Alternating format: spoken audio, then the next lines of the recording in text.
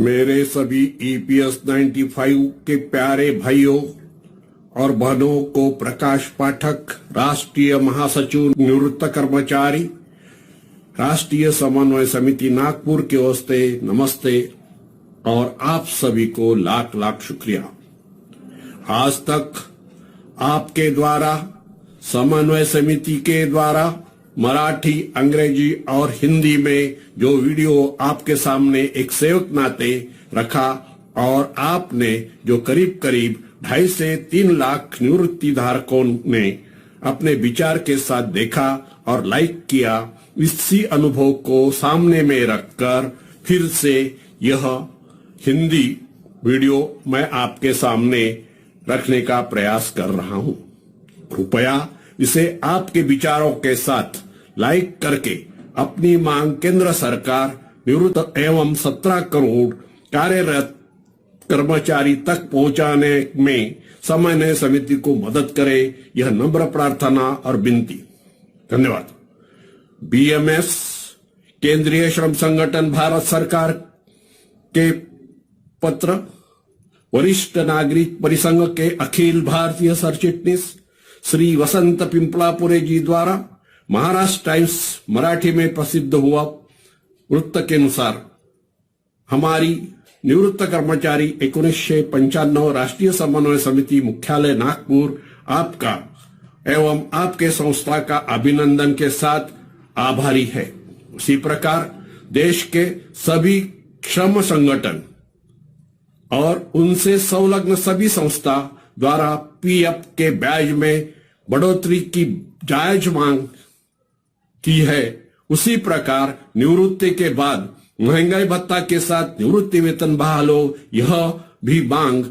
सभी स्तरों पर उठाना उचित है और जरूरी हो गया है, क्योंकि गत 50 सालों से बढ़ती हुई महंगाई एवं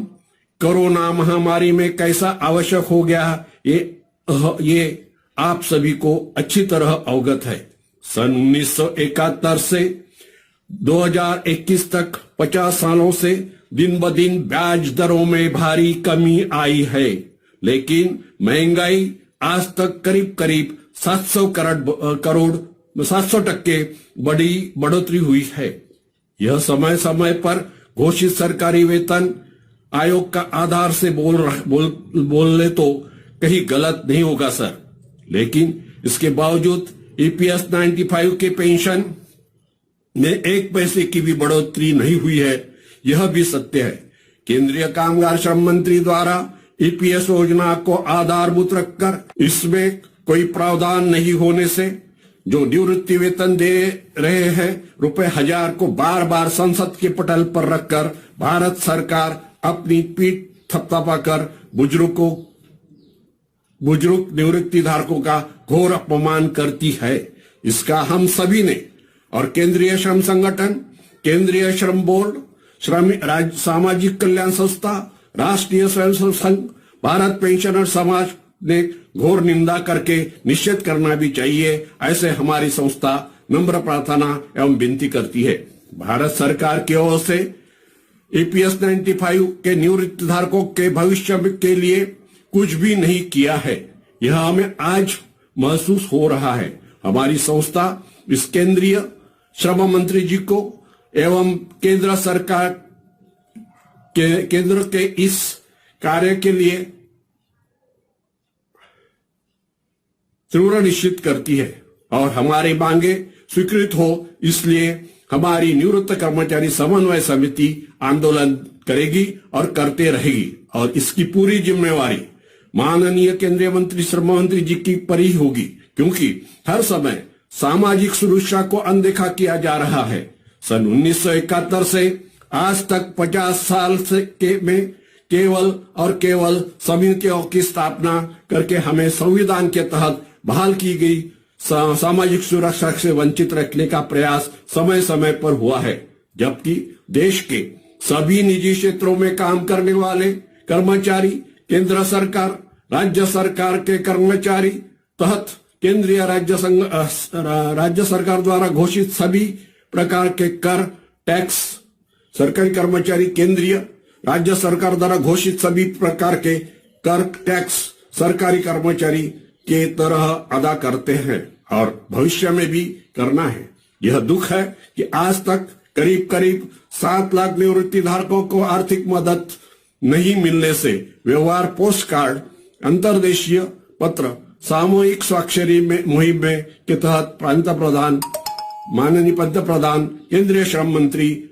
ईपीएफ के सभी कार्यालयों से किया है एवं 58 से 90 साल की उम्र होते हुए भी सभी ऋतु में आंदोलन हमारी तरफ से किए गए हैं। इसलिए हम निजी, सहकारी, सभी निम्न सरकारी संस्था के में काम करने वाले कामगार, केंद्र सरकार, राज्य सरकारों के सभी सांसद, आमदार सार्वजनिक स्तर पर नम्रता पूर्वक पूछ रहे हैं कि क्या हम इस देश के नागरिक नहीं हैं? क्या हम जो कर सरकार को देते हैं उसमें हमारा कोई हक नहीं है? निवृत्ति के बाद